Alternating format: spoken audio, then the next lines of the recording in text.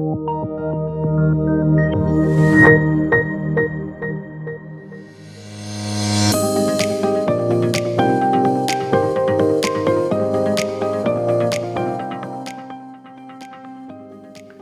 this era of Zoom meetings where we get to see into everybody's office, people will sometimes notice the typewriter over my right-hand shoulder. And yeah, there's a story to it. It's old. It belonged to my wife's grandfather, who I lived with before we got married. And it's the symbol of a bygone era. He was connected to people all over the world, and he would tap away, and this typewriter still works. The computer that I had when I lived with him, long gone. And cell phones weren't even a thought at the time. Technological acceleration, social norms changing, the pace of life, all of that. We have some sense in which all of that is moving us quicker and quicker. But it doesn't necessarily make our lives any better. But are we a typewriter church in a cell phone world? Find out. Congregations in a Secular Age.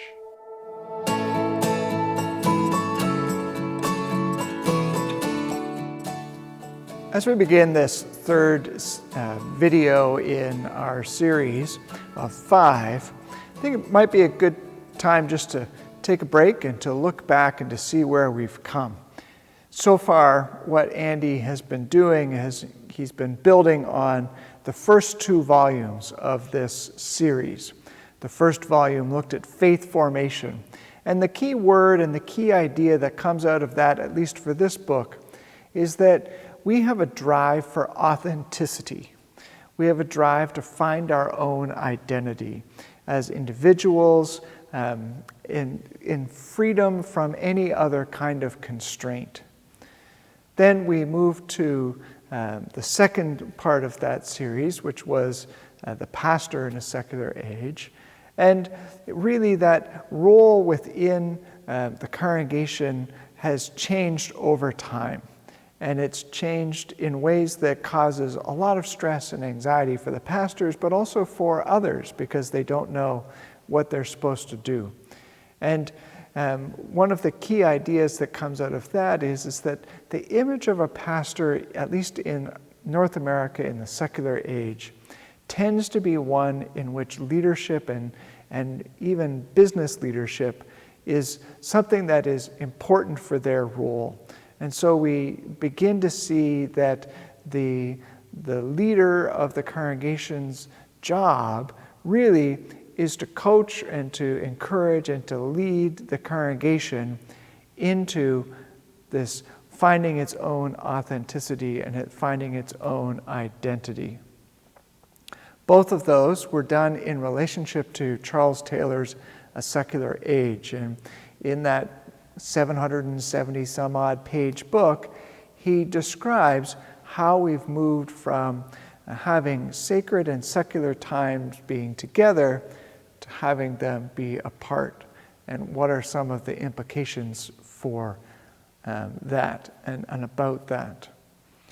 And so the first part of this book has really been to diagnose some of the problem and some of, I hope, of what you feel. Not that I hope that you feel fatigued, which is or depressed, which is what Andy is saying, but I hope that you can have some sense in which what he's saying resonates or rings true to your experience. That there's this cycle of busyness that gets developed because we no longer have the sacred and the secular times together. And so we don't really know why we're busy, but we're constantly being busy because we feel full when we do that. Andy tells us about the good life, and our understanding of the good life has always been there, but it's changed over time. And now the good life is about fullness, and fullness means busyness. And so we're busy, constantly trying to be able to create ourselves and constantly trying to be able to better ourselves, but we don't know when we will be enough. when will be good enough, or when will be better enough, either as individuals or as congregations. So to this point, we've mostly been dealing with the secular age, and now Andy is about to take a slight change, and he's going to introduce a German sociologist, Helmut Rosa, who Andy calls a rock star. I'm not entirely sure that sociologists can be rock stars, but he appears on German TV, and he's an analyst for things that are going on in society, and he's a recognized expert. So in that, he's a rock star. But his early career really was to build on what Charles Taylor was talking about. And so Andy picks up on that theme, and specifically the line around time and how time has changed in the secular age. And Rosa is going to use the word accelerate a lot. And so secular time is accelerated time. It no longer has the sacred time to be the timekeeper for it, but instead, Andy's going to argue Silicon Valley or some kind of capitalist company or idea is now setting the time. And it's always going to be going faster. It's always going to be accelerating. There are going to be three main areas in which this acceleration happens in. The first is in technology. The second one is going to be in social norms. And the third one is going to be in the ways that we, our very pace of life, our everyday pace of life. And so in some ways is a combination of one and two, of technology breaking down and decaying quickly our social norms so that our pace of life continues. And when we get to that section, which we'll get to in this video, the key word is going to be alienation. That ultimately all of this acceleration alienates us from ourselves, from each other, and from the transcendent, from meaning. And that's the real problem. If you remember, at the beginning, the secular age makes it so that we cannot have any connection, or we don't need to have any connection, with the transcendent. The argument here is not only does it just make it, you could take it or leave it. The argument is that acceleration actually blinds us and renders us not able to connect to the transcendent, because it alienates us so far from it that we can't even imagine it. If you feel like this is kind of depressing, I think that you're not, that your view is likely relatively common. Lots of people are like, what? Give us some solutions, and that will come. Because the opposite of alienation is going to be resonance. It's not going to be slowing down, but it's going to be able to connect to the transcendent through an encounter. And those are three kind of jargony terms: alienation, resonance, and encounter, that we'll try to unpack. Two this time, in the alienation and encounter, and then resonance will come in the next video.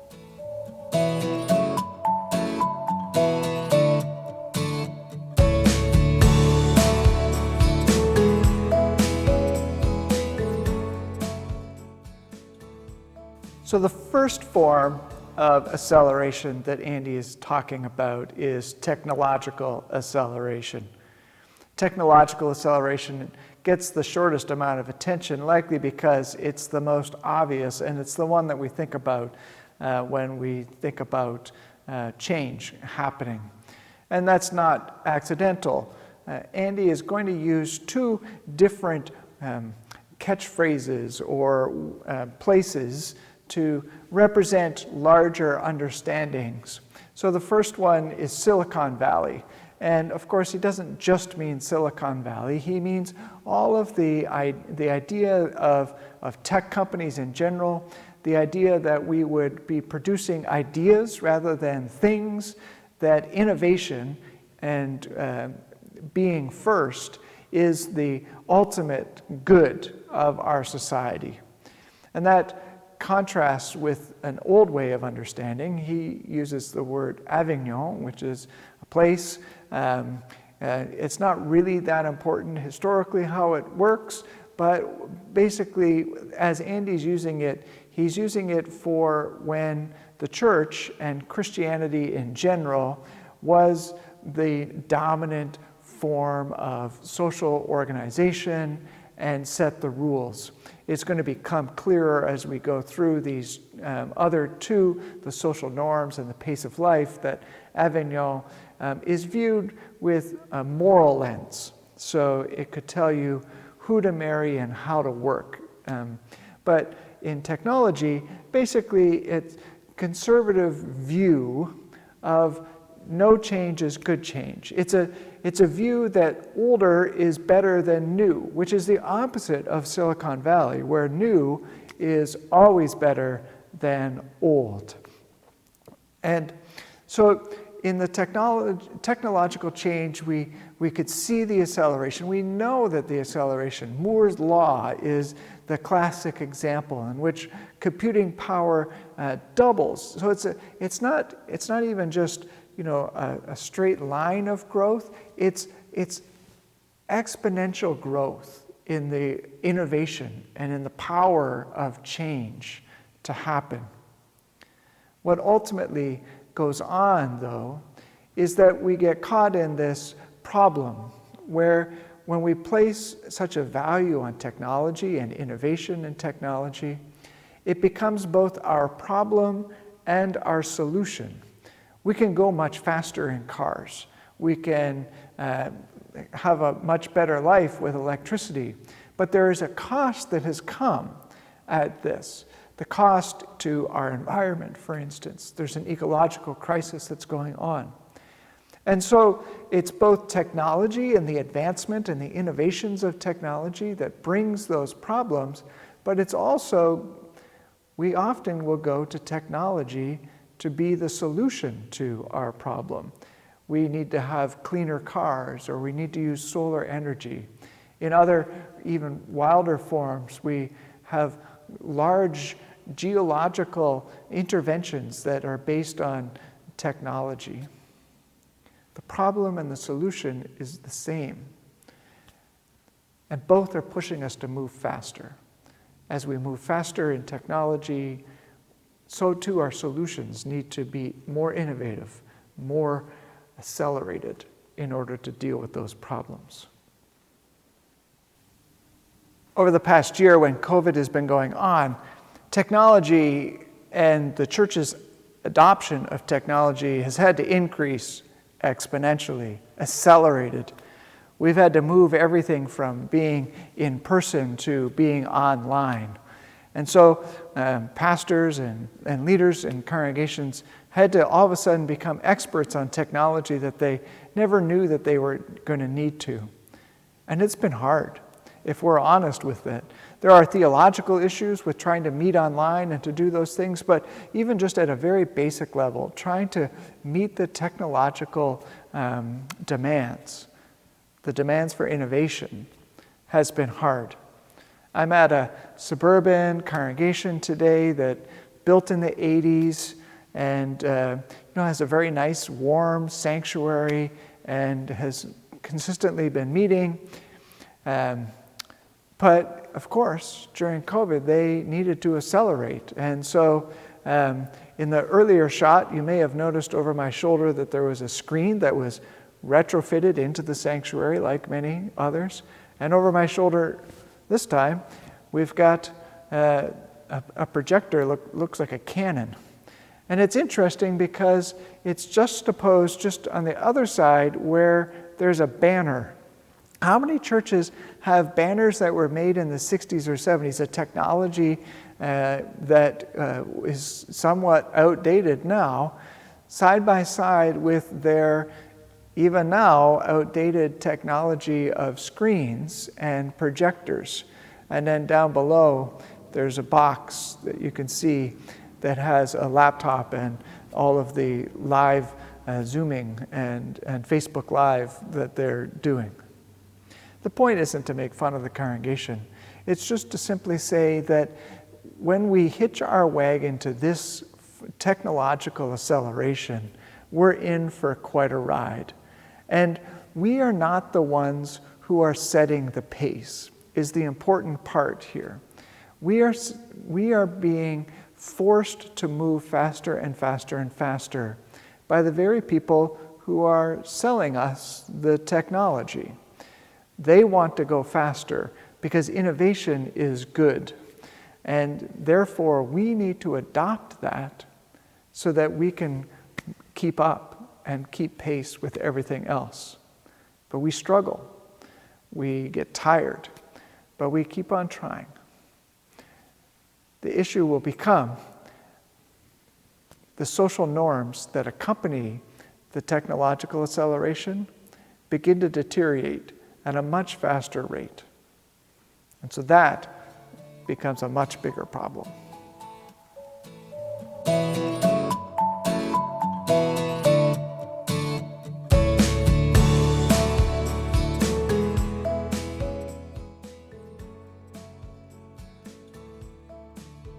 Technology is really just the most obvious form of social acceleration. And we feel it often, and interestingly enough, online, where things move really quickly. And it becomes one of the problems of trying to preach, for instance, in this time, where we feel like the news cycle is moving so fast that we have to try to address every single issue all the time. There's some sense in which the moral issue that is present in the moment is the most important moral issue. This is because in some ways, and lots of ways, innovation and its valuing of the new and acceleration, moving towards the new, has to disparage or put down the old. And that's not necessarily such a bad thing in some cases, but what it means when it comes to social norms is that the norms that have continued to function for a long period of time, the old ways of doing things, whether they are good or whether they are bad, are automatically discounted because they're not new. This causes, as Andy will go on to say, lots of cringe-worthy moments when we look at old TV shows where the humor was played on old norms, and the norms were different and shaped it. And we have now moved past that. We are in a new time with new understanding of how we are to interact. And we feel this in cancel culture. We feel this online. We feel this in election campaigns. But even in less obvious ways, we can feel it. Andy will point to the fact that if you've ever traveled into a culture that is quite different from yours, you're not entirely sure what are the social norms. Should I take my shoes off? Is this look going to be rude? And it's not that you want to be offensive. In fact, quite the opposite. You feel uncomfortable and you feel difficult to navigate this new situation because your expectations, your old social norms, don't match what the new social norms are. In lots of ways, older people who grew up with older social norms are in a new country, in a new place, and in a new church, socially at least, when things accelerate and social norms accelerate. Andy uses the idea of decay, whereas Moore's law always says that the acceleration is increasing. That also means that the decay rate is also increasing. And things that were once lively and important decay much faster. Social norms that we once held to be true, maybe even eternal, are no longer eternal or maybe even true.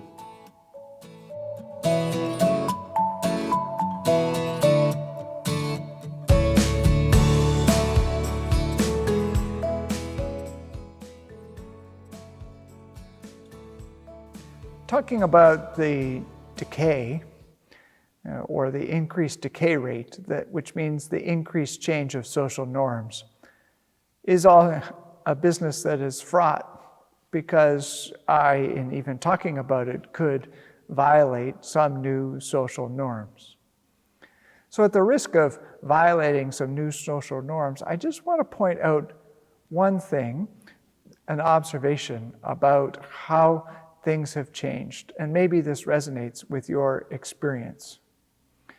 Most churches in North America have had questions and have had debates and motions around human sexuality. And in many places, this started in the 1980s and has continued on and is a live issue for lots even today. Whether you are inclusive or traditional, however you would like to put it, is not the point that I'm about to make. The point is that when the conversation started, at least in my experience, the conversation was about gay men and lesbian women wanting to be married, wanting to enter into a social norm that included monogamy and fidelity, that included a commitment for life. It was a covenantal relationship. They wanted the goods of marriage, and that had been denied to them, and that's what the question was around. If we go to our more recent questions, I'm not sure that those questions around marriage are completely off the table, but we now have a much different way of framing the questions. It has to do with identity. It has to do with choosing your own sexuality and the ways that you express that, and being free to be able to do that in whichever way you want. The social norm of marriage, which was at the start of our debates around human sexuality, has changed. And now the debates about sexuality are about identity. In some ways, the search for authenticity. Again, I'm not making a case for either one of those being right, but I think that it is pretty extraordinary when social norms can change that quickly, and that ways it shapes the questions and the ways that we think about God and the way that we experience God in the church. That's the kind of question that Andy is pushing us to think about in terms of acceleration. What are the social norms that are changing so quickly that we no longer know what question we're even asking? All of this brings us to the final section of part 2, where we have an acceleration of social life. And there's a lot of rich material that's packed into this. But I'd like to draw our attention to 3 triads. The first triad is, in some way, the triad of Avignon and Silicon Valley. And in between there is a time in which the nation state is the timekeeper. What Andy will say is that the Avignon and then the nation state and then Silicon Valley will each, in their own way, set the time. That has profound implications for the way that we understand church, and if you're a denominational official, you'll read these chapters with interest and try to get a handle on that. But what we'll also see is that layers over with another triad that he hasn't spent a lot of time talking about before this point, which is that Charles Taylor says that there are 3 basic kinds of secular. The first is a secular that pulls apart public and private. It's the separation of church and state, for instance. That's the most likely the first and the most apparent form of secular. Another understanding of secular 2, is that there's a decline in religious participation and belief. And so this isn't to question that there can be or should be. It's simply to say that when the church and state, or when sacred and secular aren't fused, that people will pick and choose where and when and how they'd like to participate in both of those things. We often will get quite obsessed about those two things, and I think that they do correspond roughly with Avignon and with the nation state. We'll get obsessed with, our attendance numbers or people not coming to church. And we'll get busy. We'll try to figure out ways in which we can then build ourselves back up. But the bigger problem that Andy is pointing to, a la Charles Taylor, is this secular three, which is what we've been talking about all along. That God isn't present, is transcendent, is beyond, and is no longer actually able to come in to our lived experience. And that it is quite possible to have a life, even to try to have a good life, without any reference to God whatsoever. This is even more difficult, and it's what Charles Taylor spends the majority of his time. And what Andy has been really talking about is the mechanism that moved us from secular 2 to secular 3. And the mechanism that he's been focusing on here is acceleration and time. That it's been a technological change that has then driven social norms to change. And now we're at a pace of life in which we are fully engrossed in our own activity and fully engrossed in what we think is our own activity, but in fact is a sense of time that's dictated by the market, dictated by Silicon Valley, who has introduced these technological changes and has introduced the social norm changes that he's been talking about. So the third triad that comes up in this is this triad of alienation. And it's an alienation from yourself, so you don't necessarily know what you feel or aren't in touch with who you are. It's an alienation from others. And so we see this, for instance, in the decline of social institutions in which we should be able to connect with each other, but in fact we aren't. Robert Putnam, the sociologist, has the famous book called Bowling Alone. What was a team sport, was a social interaction, is now no longer requiring other people. We can see how technology can do that. It distances us from each other as much as it even might connect us, but it connects us in ways in which we can never quite get there to connect with the other person. And what this does then is that it alienates us from God and from the transcendent.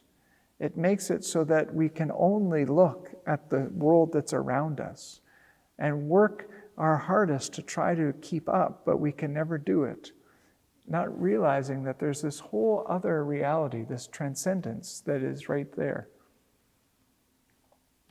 A couple of times in this section, Andy will use alienation, and then he'll often use the word encounter.